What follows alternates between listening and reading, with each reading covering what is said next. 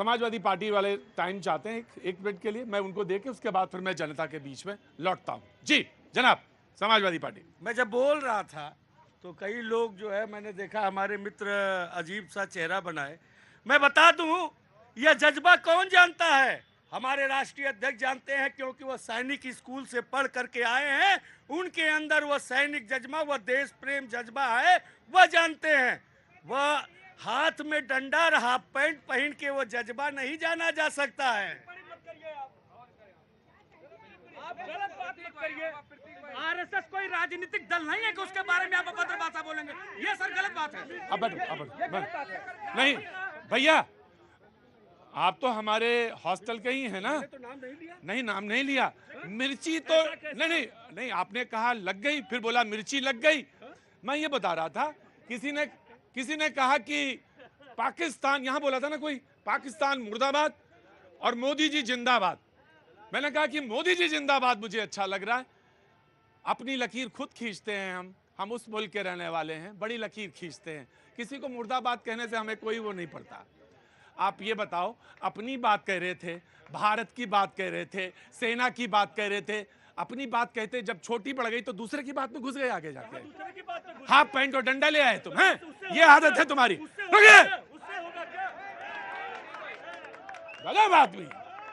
अपनी बात कहने तक के लिए जब आपको बैसाखी की जरूरत पड़ जाए तो आप अंदाजा लगाइए कि आपके पास कुछ कहने के लिए नहीं है, कुछ कहने के लिए नहीं है।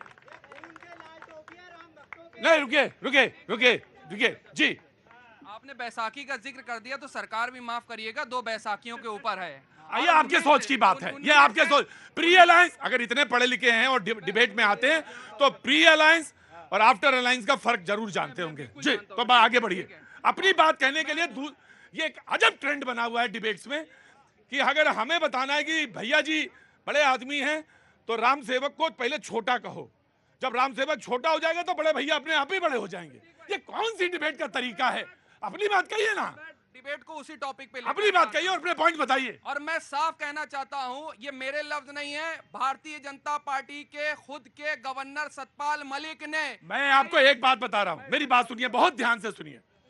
मैंने जब कहा यहां पे किसी ने कि मोदी जी जिंदाबाद, मैंने कहा एक बार नहीं 1000 बार कहिए मोदी जिंदाबाद।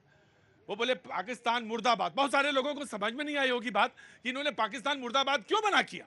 मैंने सिर्फ इसलिए मना किया कि उसको मरे हुए आदमी के अंदर बार बार ऑक्सीजन का क्या लगाएं कि तुम जी जाओ खड़े हो जाओ, जी जाओ खड़े हो जाओ। अरे जो हमें अपने से, हमारे अस्पताल में ऑक्सीजन है या नहीं ये मुझे पता करना है। हम मरे आदमी में क्यों परेशान हो रहे हैं? मुझे अपनी अर्थव्यवस्था से मतलब है, अपने देश से मतलब है, अपने प्रधानमंत्री से मतलब है। तो शिकायत है तो अपने से करिए। वो पाकिस्तान मुर्दाबाद देने क्या कहना, हम डिबेट कर रहे हैं ना जी। आया जी। हाँ नमस्ते सर। मैं आ गया, मैंने सुन लिया, आपका तर्क वही पुराना है जी। नमस्ते सर। नमस्ते आपसे मिलने आए हम। जी, बहुत बहुत शुक्रिया। कहाँ से आना हुआ? East of Kailash.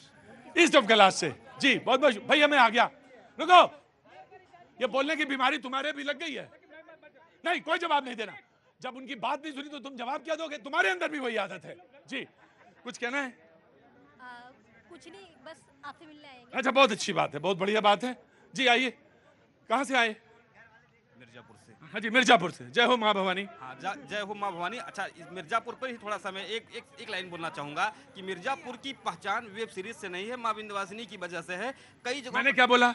मैंने बोला माँ, जय हो माँ भवानी, यही बोला ना?